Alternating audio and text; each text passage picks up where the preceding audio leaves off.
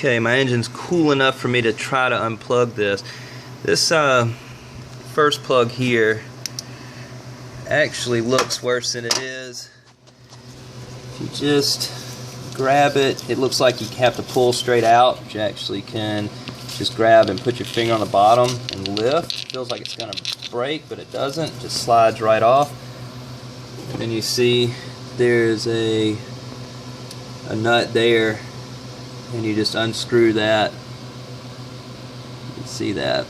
Just unscrew it there, and then pull that wire off. The plug that's here in the back, you can see it. See if I can get some light in there. That one's actually got a little clip that you can just press down on and slide it right out. So it should be pretty simple to get these two out of here. And this is my first time to change an alternator on this car. It's 14 years old, and I got about 215,000 miles. First alternator change, so I'm definitely a believer in Toyotas. Alright, I'm gonna unplug that and then I will come back. Okay, just wanted to show how that plug was in there. It was actually really simple. It took less than about 30 seconds to pull it off. You just got to feel around and figure out where the press tab is. Mine is actually facing the right quarter panel, so all you had to do is just reach down, and I'll show you. I'm gonna have to point right here, so it just grab it and like that, pull it out. So that's unplugged. Now I just need to take off this nut, remove that wire, pull this bolt out, get underneath there and pull the other bolt out. A big tip, take the battery out. Taking the battery out makes this very easy in this car. If your alternator, which I believe from about 1999 to about 2004, the alternators are over on the driver's side right near the battery terminals. So it makes, you see this, all this space here, makes it very easy to bend over and get down in there and work. So I'm going to hit pause again and take these two bolts out and unscrew that wire. Bear with me. Alright, I loosened that. That was a 10 millimeter here. We got a 14 millimeter there and 12 millimeter underneath. This one's tethered. Looks like it's got a little clip or something holding it in place.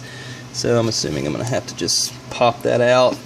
Otherwise, that looks like that's going to be it. The hardest part is going to be getting it back on and getting that belt tight enough. Otherwise, just taking it out looks like it's going to be pretty simple. Taking about close to 10 minutes, I guess, with just checking measurements. Alright, I took out this bolt, slid all the way out. You can see it here. It's hot still. And I removed the wiring. It was here, so I just grabbed it with these needle nose, snatched that out. So my wiring's out of the way, this bolt's out of the way. Took the nut off from underneath there. See if I can get it down here. You can see it. There's a little light down there.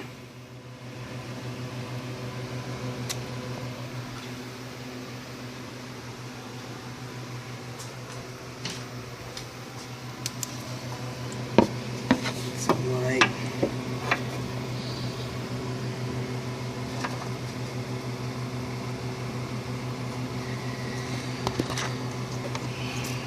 I'm not really sure what I'm gonna do about down here when I get here.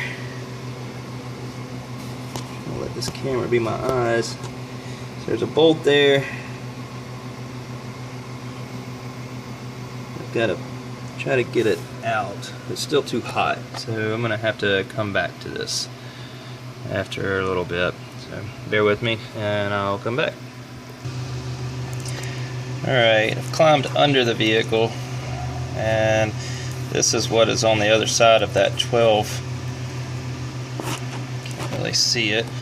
That 12 millimeter bolt there, and then you've got this rod that where you can adjust the tension here. So there's a bolt coming out there, so it looks like I'm going to have to maybe remove that from underneath here so that I can pull this bolt out and then slide the alternator forward.